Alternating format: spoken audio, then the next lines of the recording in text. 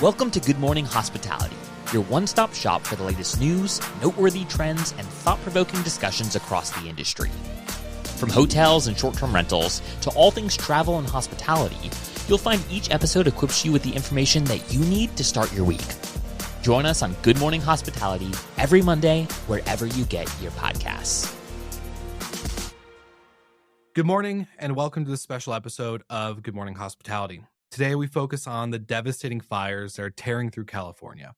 The Palisades fire alone has burned over 23,000 acres with just 14% containment, destroying more than 5,300 structures and displacing over 92,000 residents. Tragically, at least 16 lives have been lost, and the impact on the region is totally overwhelming. But even in the midst of this devastation, there are stories that are giving us hope. Communities are rallying together, businesses are stepping up, and the hospitality industry is showing how it can lead at times of crisis. One of those businesses is the Myman Group, and today we're joined by one of his co-founders, Nir. His team is working tirelessly to provide shelter and support for those affected. At Good Morning Hospitality, we're not just here to share the facts, but we're here to highlight the ways the industry can make a difference. So let's dive in. All right. Nir, I want to kind of check in with you. How are you holding up with all this? Because I can't imagine the emotional weight that you guys are carrying right now. And as this is like really impacting your community. So thank you for taking the time. And I'm sorry that this is our the circumstances that we're meeting again. Absolutely, Will. Nice to see you. Thank you for allowing us to join this broadcast and share the story and reach out to the community. First and foremost, let everybody know that we're okay. I'm being contacted by hundreds of people via text messages, LinkedIn, emails, you name it. I'm blown away from the support and the love and the care that we're getting from so many people in the community. So first and foremost, I want to use this opportunity to say thank you for everyone for reaching out. I'm sorry I can't answer all the calls and all the messages, and we are okay.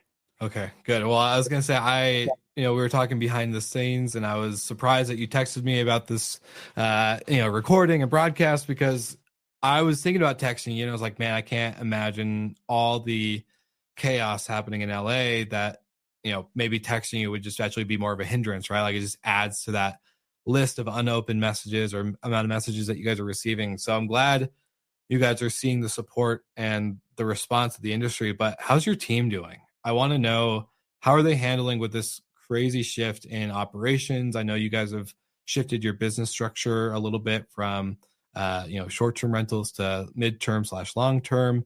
So how's everyone doing? How are they handling boots on the ground? Kind of give us what the mood is where you guys are today. When you're looking at what happened to our city, it's just a disaster, man. It's just such a horrific times. We have 4 major fires that we are currently countering. There's thousands of firefighters are, risking their life to try to save the city. You have tens of thousands of people that, are being evacuated from their properties and trying to find an accommodations or a place to go. And you have the most heartbreaking situation. You have, last number I heard, is like 6,000 homes that got completely burned down to the ground. So those people lost everything they have. And it's not over. We're still in the midst of it. When is going to pick up tonight? When's it's going to pick up on Tuesday? So we're not even near to be done with this. And our team, I'm tearing. Our teams is unbelievable. Like I can tell you, we send so many thankful messages to each one, and they start sending and supporting each other. They start boosting each other up as we all taking on this disaster. We get hundreds of phone calls a day from all type of different reasons. Our guests are concerned. Our owners are concerned. Future booking that booked with us are concerned. Hundreds of real estate agents and people that are trying to find accommodations. And our teams are on the phone, on the ground, on the field, dealing with the smoke, dealing with the traffic, dealing with all this emotional stress, right? They got to take care of their own families. They got to take care of their own needs, and they choose to be here, working, staying in LA, staying on the field, and supporting those people. I'm telling you, I don't know how much gratitude and how much thankful and more can be for our teams, for our partners, for everybody that as a part of the Miami Group that right now is dealing with this situation. They're doing an unbelievable job. And I can share a lot of amazing stories, and I'm sure we'll talk about it, but they're doing an unbelievable job every single day, every single moment. Some of them staying up for 16-hour shift, 18-hour shifts, working every day just to try to support those people. Well, and I also know you also have some personal properties and your family there. And so like, how are you and your family? I know Tal, your brother, wasn't able to join us today just due to the amount of craziness happening behind the scenes. So how are your families doing? And I know it's hard to lead a team when you have your own family and then they have their families, and it can be so hard. So doing the right thing is always really hard. But the reason why I kind of wanted to sit down with you is because I think it's hard to find, especially when people think about business owners, they think, okay, that's about money. It's all about greed. It's about them. But when, tragedy strikes, we truly do see our industry specifically, but many business owners and many communities really step up to the plate and do the hard thing, which is staying in an environment that frankly no one wants to be in. So how are you guys doing with all of that? So Tal is by far one of the main reasons why the Miami Group is so successful. And his leadership style is just amazing. The guy is lead by example. He will be in the trenches, in the homes. If we need to go and clean a house, he will go clean a house. If we need to go and drive and check in a customer, he will go and check in a customer. He's on all the messages, all the group. He's in the office. He's in the houses. There is no way I could do what I do without my brother. My brother and I are building an amazing team that use that type of leadership as an example. So you can see how his commitment to our guests and his commitment to operate in the luxury space and his commitment to our partners is now resonated into all of our employees. So it started with me and my brother and my mom that is also working in the business and my wife that is also working in the business, and my mom Ilana and my wife Alina. We're all in the business. Even my brother Barak is in the business. He's a real estate. And yesterday I had a call with my brother Barak about thanking him for, he had to do like 15 showing yesterday just for potential new clients. That's just one of all of our real estate agents. And he's also working around the clock to support it. In terms of my personal family, it's not easy. You're worried about your kids' health because of all the smokes, and you're worried about your kids' safety. We had to pack my house yesterday. That was an interesting experience where you have to go through your items and choose what items you are willing to lose and what items you must take away, and you just have X amount of space to take stuff. And it's very emotional. It's very heavy, and we're in it. We're gonna make it happen. Yeah.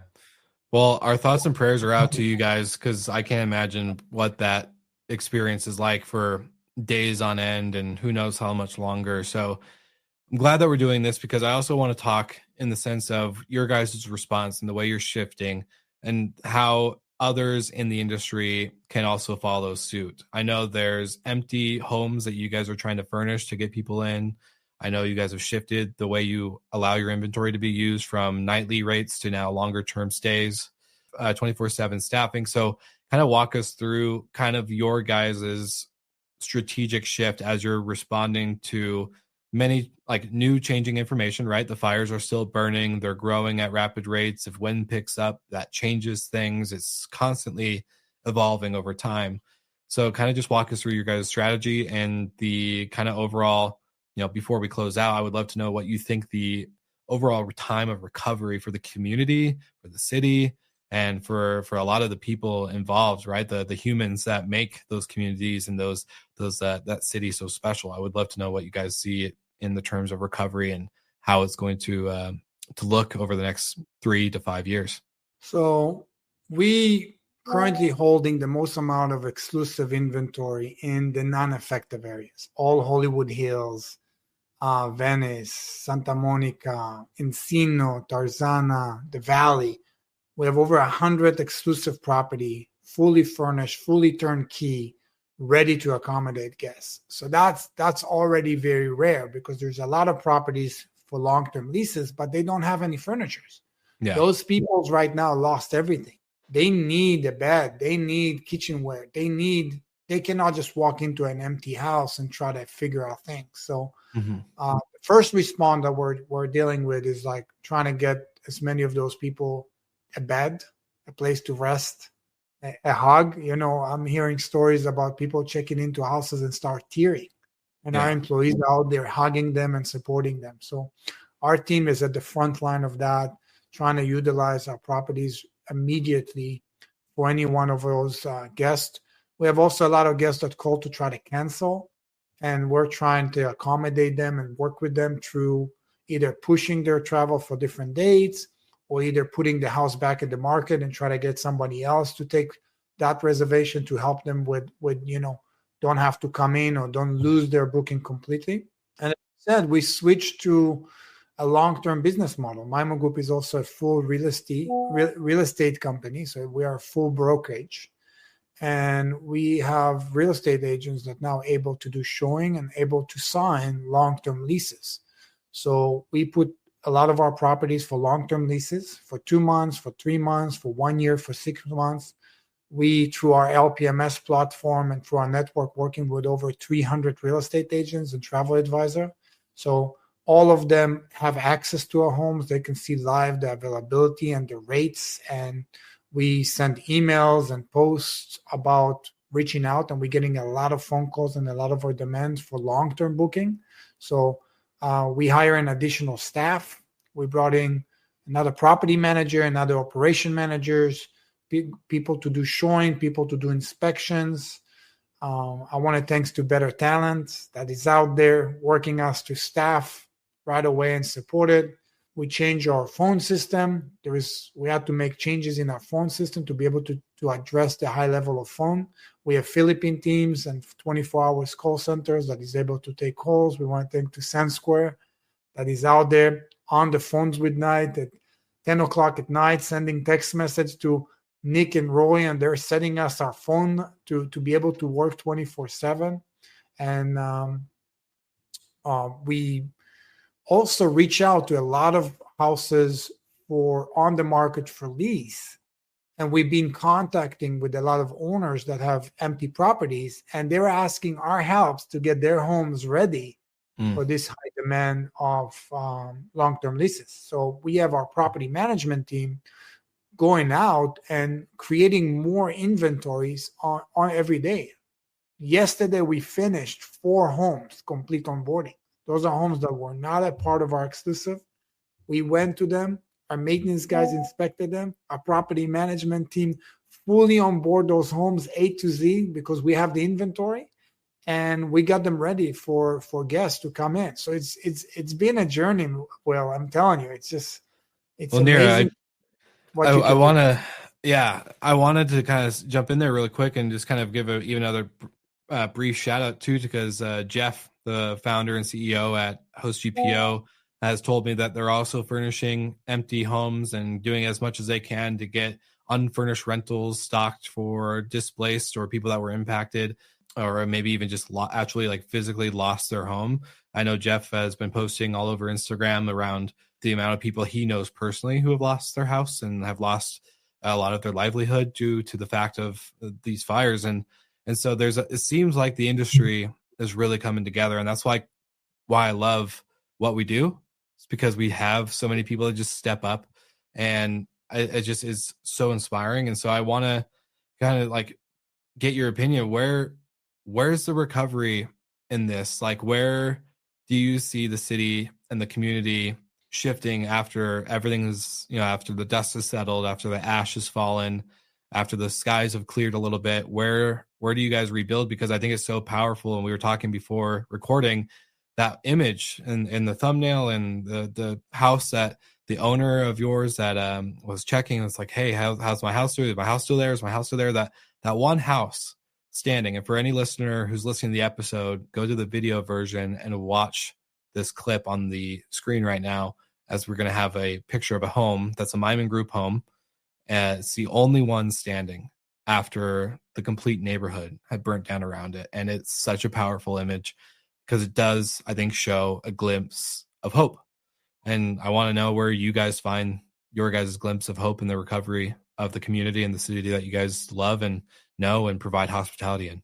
Yeah, well, thank you for bringing up that picture. This picture is truly a hope story. And, we lost a lot of properties. We have few properties that burned down to the ground completely, and it's not over. Like I'm sending people to some of my own properties and some of other properties that we manage right now to hose them down, to clean all the bushes and all the leaves, to put all the furnitures inside. Our teams, we have a whole fire prevention team that goes around our properties, including my personal properties, that using this slow couple days that we're having today and maybe tomorrow before the wind picks up again, to try to create as many properties safe, because we're not over. This is not done, and it's hard to say where we're going to be and how this is going to be affect. We're taking one day at a time. That's pretty much all we can do. But that story of the house in Malibu that is the only one standing, it's amazing to see that house survive. We had guests sending us messages, seeing that house on the news and saying, "Oh my God, I stayed in this house. We had such a good experience in this house. I'm so happy that house survived." That owners haven't slept for 3 days, texting us every day. "Have you seen it? Do you know anything about this house?" And then we saw it on the news, and it's the only one house survived. So I think that house showed how strong and hopeful we can be. We're going to rebuild. We're going to grow again. This is the most beautiful cities in the world. It's unbelievable city. And we're just going to come in stronger, just like my background here saying LA strong. We're going to be strong and we're going to make it happen. And again, we're thankful for everyone that is going to help us share the love and help us, dealing with this situation. We're in it. We're not going to go anywhere. We're staying right here, and we're going to make the best out of this. 100%. And I know you guys have had a pretty clear message in the beginning to owners, to the industry that is managing owners, or maybe individual hosts who have properties in LA or in California that have seemed to potentially want to take an opportunity to price gouge or to take advantage of a specific situation. And I know it's kind of a more scarcity mindset, right? They're doing it out of fear, not out of greed for the most part. There's definitely going to be someone doing it out of greed, but I would say it's more of a fear response. So what's your guys' response and message to those who want to 3x, 4x, 10x pricing just for the sake of the fact that they think they can? Yeah, so price gouging is definitely something that we learned recently when we start seeing what other people are seeing and we start looking. So a lot of properties trying to double and triple the normal ongoing rate during this time. And we just put our foot down and said, no. Owners calls us and say, "Hey, a house that normally will take 30, 40,000. Can I get 100,000? I'm like, no, absolutely not. And later we discovered that there is a term called gouging. And later we discover also that insurance companies will ban those properties and those properties owners that are trying to take advantage of those victims. So we said no, and we are trying to maneuver our rate in the best possible way to deal with this massive amount of demand. We're bringing more homes to be able to address and helping more customers. But we're definitely saying no to everyone that want to double and triple their prices. Many of our homes' long-term prices have not changed. And, we're trying to keep prices as low as possible so we can take in those people and, provide them a home and provide them accommodation. The way we're going to try to be successful is just by, bringing in more houses and having more nights, working with our partners in other states. We're working with partners in San Diego. We're working with partners in Santa Barbara. We're working with partners in Orange County. And we're just doubling and tripling the amount of nights that we're able to offer. And we're hoping that our business will be able to sustain itself by Mhm. shifting from a lot of short-term rental to long-term rentals by just helping more customers. So anyone that needs a house in LA, anyone that needs accommodation, not just outside our exclusive, we have massive partnership. We have LPMS. We have a team that work with insurance. We have a team that work with every agencies. Rebecca Labardo and our marketing teams are doing an amazing job out there sharing the message. And we're hoping that by keeping prices down and by helping people, we'll be able to come on top of it and just by being there for our community. Yeah. Well, Nir, I want to say thank you again for sitting down with me to share what's happening, to share how you guys are responding, the emotional stress and weight of this event and tragedy. I can't imagine. So I know from Good Morning Hospitality, from the Hospitality FM team, we give our thoughts and prayers to you guys, and for everyone that's listening. I know Nir, that you guys have some call to actions that are available for those who want to help, for those who want to commit some support or donate. So we'd love for you to give a quick shout out for sources that people can go. We'll try to also link other sources that we found through social media, through Host GPO, through many other groups that are putting together as much as they can for those who have been impacted by this event. So we'd love for you to get that quick spotlight for plugging the resources that you guys are providing. Yeah, thank you, Will. So yeah, as you said correctly, first and foremost, Mimo Group created a GoFundMe account. We'll provide financial match for any dollars that were donated, up to $10,000. This money will go straight to those victims, people that lost their homes, people that have to be relocated. We will donate that money to the Red Cross that is currently on the ground, in the shelters, in the fields, helping everyone, helping firefighters, helping people that lost their homes, people that are in the shelters right now and trying to survive. So we created GoFundMe that I'm sure we'll link down the description, and people can find and people can donate, and then the Mimo Group will match up to $10,000. And anyone that want to help, anyone that have, I know some people has coffee, some people has different product. Let us know. We're unfurnished rentals that you guys could furnish, maybe. Yeah, furnitures and anything that somebody needs our help, or people with as you said, people with properties that just sitting there and need to be furnished and can go out on the markets and we can rent them for that. Let us know. Real estate agents, all of that. Anybody that can think about how to help, reach out to me directly on LinkedIn. You can reach me out at near@themimogroup.com, which is my emails. We'll share my information, and we're out there trying to help as much as we can. 100%. So thank you, Nir, for sitting down with me.